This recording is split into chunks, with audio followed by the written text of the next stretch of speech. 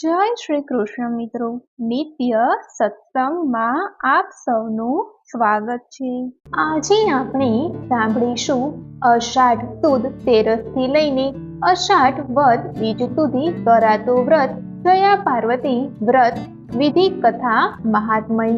જો આ વિડીયો તમને પસંદ પડે તો લાઈક અને શેર કરી ચેનલને સબસ્ક્રાઇબ જરૂરથી કરજો। જયા પાર્વતી વ્રત એ શિવ પાર્વતીની પૂજા અર્ચનાનું વ્રત છે। અષાઢ સુદ તેરસથી લઈને 5 દિવસ સુધી આ વ્રત કરવામાં આવે છે। આ વ્રતના ભોજનમાં મીઠું વર્જિત મનાય છે। વ્રતના અંતમાં આખી રાતનું જાગરણ કરી કુમારિકાઓ વ્રતનું સમાપન કરે છે।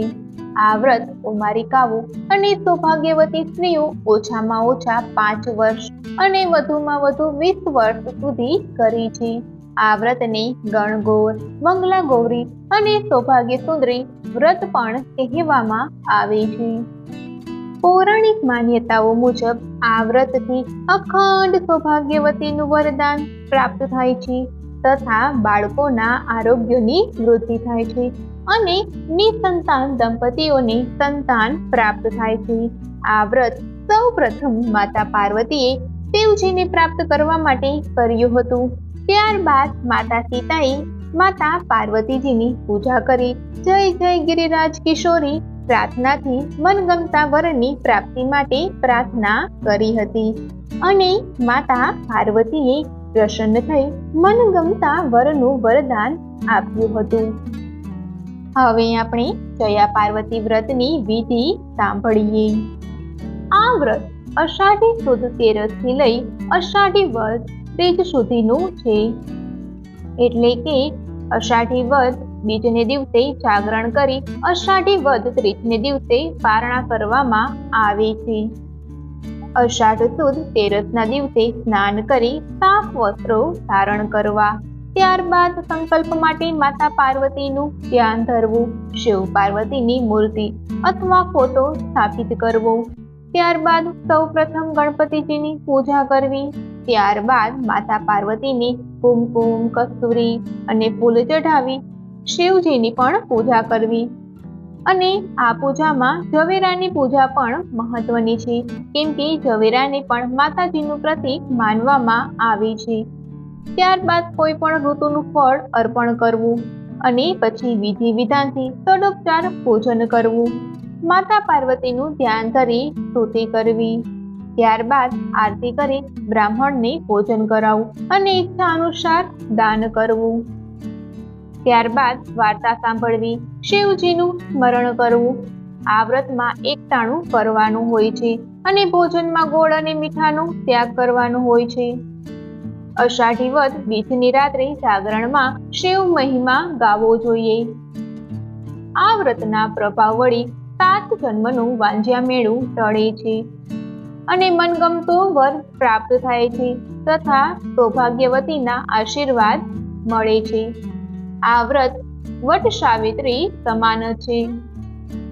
તો હવે આપણે જયા પાર્વતી વ્રતની કથા સાંભળીએ। ચંદનપુર નામે એક ગામમાં દેવદત્ત નામે એક ધર્મિષ્ઠ બ્રાહ્મણ રહેતો હતો। તેની ગુણવાન પત્નીનું નામ ભક્તિ હતું। બંને પ્રભુ ભજનમાં જીવન ગુજારતા, વળી શાસ્ત્રોના નિયમ પ્રમાણે જીવતા, અતિથિને આવકાર, ભૂખ્યાને અન્ન અને તપસ્યાને પાણી આપી તૃપ્ત કરતા। પતિ પત્ની સુખી હતા। દુઃખ હતું તો બસ એક જ વાતનું કે લગ્નને વર્ષો વીતવા છતાં શેર માટીની ખોટ હતી।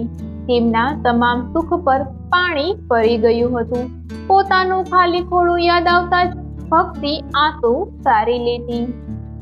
એક દિવસ દેવર્ષિ નારદ દેવદત્તના મહેમાન બન્યા। પતિ પત્નીએ નારદજીના ચરણ ધોઈ ચરણામૃત લીધું, પછી યોગ્ય આસન આપ્યું। બ્રાહ્મણ દંપતીની સેવાથી પ્રસન્ન થયેલા નારદજી ક્ષેમ કુશળ વિશે પૂછવા લાગ્યા। ત્યારે પતિ પત્નીની આંખ ભીની થઈ ગઈ। દેવદત્ત ગડગડ અવાજથી બોલ્યો, પ્રભુ, આપની કૃપાથી બધું સુખ છે, સમૃદ્ધિ છે, સંપત્તિ છે, પણ હજુ ઘેર ઘોડિયું નથી બંધાયું, તેથી લોકોના મહેણા અંગારા જેવા લાગે છે. તમે તો ત્રિકાળ જ્ઞાની છો, અમારા ભાગ્યમાં સંતાન સુખ હોય તો કહો. નારદે આંખો બંધ કરીને જોયું તો દેવદત્તને 7 જન્મ સુધી વાંચ્યો દીઠો, પરંતુ નારદજીથી આ ભક્તિવાન દંપતીનું દુઃખ ન જોવાયું. તેથી એ કહેવા લાગ્યા, હે દેવદત્ત, દક્ષિણ દિશામાં 10 કોશ દૂર ગાઢ અરણ્ય છે. એ અરણ્યમાં શિવ સરોવર છે. એ સરોવરના કાંઠે શિવના મંદિરમાં 100 વર્ષથી શિવજી ત્યાં પૂજાયા વગરના પડ્યા છે. તમે બંને ત્યાં જાઓ, પૂર્ણ શ્રદ્ધાથી શિવજીની ભક્તિ કરી શિવજીને પ્રસન્ન કરો. ભોળાનાથ જરૂર તમારું આ દુઃખ ટાળશે. આમ કહીને નારદજી ચાલ્યા ગયા. સંતાન માટે માછલીની જેમ તરફડતા બ્રાહ્મણ દંપતીએ તરત જ દક્ષિણ દિશામાં પ્રયાણ કર્યું. બંને ગાઢ અરણ્યમાં પહોંચ્યા. શિવ સરોવર કાંઠે ખંડેર જેવું શિવ મંદિર જોયું. ત્યાં સાફ સફાઈ કરી પછી પૂજા કરવા બેઠા. દેવદત્ત અને ભક્તિ રોજ સવારે સૂર્યોદય પહેલા સ્નાનાદિ કરી શિવજીની પૂજામાં બેસી જતા.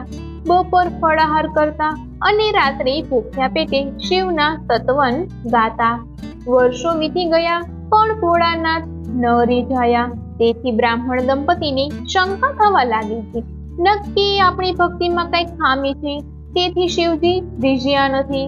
એક બપોરે દેવદત્ત ફળ વીણવા અરણ્યમાં ગયો. 2 ઘડી વીતી, સાંજ પડી, પણ એ પાછો ન આવ્યો. ત્યારે ચિંતાતુર થઈ ગયેલી ભક્તિ પતિની શોધમાં નીકળી. ત્યારે એક વૃક્ષ પાસે એણે પતિને મૃત અવસ્થામાં જોયું. શરીર લીલું કાચ જેવું થઈ ગયું હતું. કોઈ ફણીધર નાગે દેવદત્તના જમણા પગના અંગૂઠે ડંખ દીધો હતો. પતિના મૃત્યુથી ભક્તિ પર દુઃખનો પહાડ તૂટી પડ્યો. એ હૈયાફાટ રુદન કરવા લાગી. એવી સમયે પાર્વતીજી ત્યાંથી પસાર થઈ રહ્યા હતા.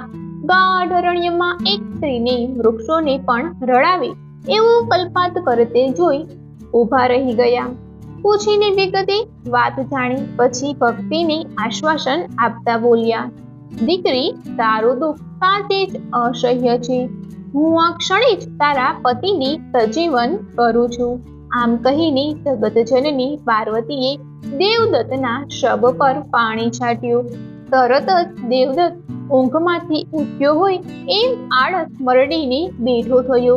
સાક્ષાત ઉમા ભવાનીની સામે ઊભેલા જોતા દેવદત્ત તેમના ચરણોમાં ઢળી પડ્યો. ભક્તિ પણ અશ્રુથી ઉમા ભવાનીના પગ પખાડવા લાગી. બંનેએ કરગરતા અવાજે માતાજીને વાંજ્યા મેળું ટાળવા પ્રાર્થના કરી. ત્યારે પાર્વતીજી કહેવા લાગ્યા, હે બ્રાહ્મણ, તારા ભાગ્યમાં સંતાન નથી, પરંતુ જો તમે બંને જયા પાર્વતીનું વ્રત કરો તો જરૂર તમને સંતાન સુખ પ્રાપ્ત થશે. માં, અમે તો પામર પ્રાણી છીએ, વ્રત વિશે કંઈ જાણતા નથી, તો એ વિશે જણાવવા કૃપા કરો. ત્યારે પાર્વતીજીએ અષાઢ સુદ 13 થી અષાઢ વદ 30 સુધી થતા વ્રતની વિધિ, ઉજવણું અને જાગરણ વિશે જણાવતા કહ્યું, તમારે 20 વર્ષ સુધી આ વ્રત કરવું. દર 5 વર્ષે 1, 3 અથવા 5 સૌભાગ્યવતી સ્ત્રીઓને ભોજન કરાવી યથાશક્તિ વસ્ત્ર તથા સૌભાગ્ય છે એટલે કે કંકુ, ચાંદલો, ચૂડી દાનમાં આપવા. વ્રત પૂર્ણ થઈ 7 જન્મનું વાંજ્યા મેળું ટળશે. વળી આ વ્રતના પ્રભાવથી સ્ત્રી પરમ સૌભાગ્યને પામી છે. આમ કહીને પાર્વતીજી અંતર ધ્યાન થઈ ગયા. સમય જતા ભક્તિએ દેવના ચક્કર જેવા પુત્રને જન્મ આપ્યો. પતિ પત્ની ઘણા ખુશ થઈ ગયા અને આનંદથી જીવન પસાર કરવા લાગ્યા. જયા પાર્વતીનું વ્રત જેમ દેવદત્ત અને ભક્તિને પડ્યું તેમ વ્રત કરનાર સર્વ મનુષ્ય માત્રને પડજો. જય જય માં પાર્વતી. તો મિત્રો, આ હતું જયા પાર્વતીના વ્રતની વિધિ, કથા તથા મહાત્મય. આ વ્રત કરવાથી સંતાન સુખ પ્રાપ્ત થાય છે તથા સૌભાગ્ય પણ પ્રાપ્ત થાય છે. જો આ માહિતી તમને પસંદ પડી હોય તો વિડીયોને લાઈક અને શેર કરી ચેનલને સબસ્ક્રાઇબ જરૂરથી કરજો. જય શ્રી કૃષ્ણ.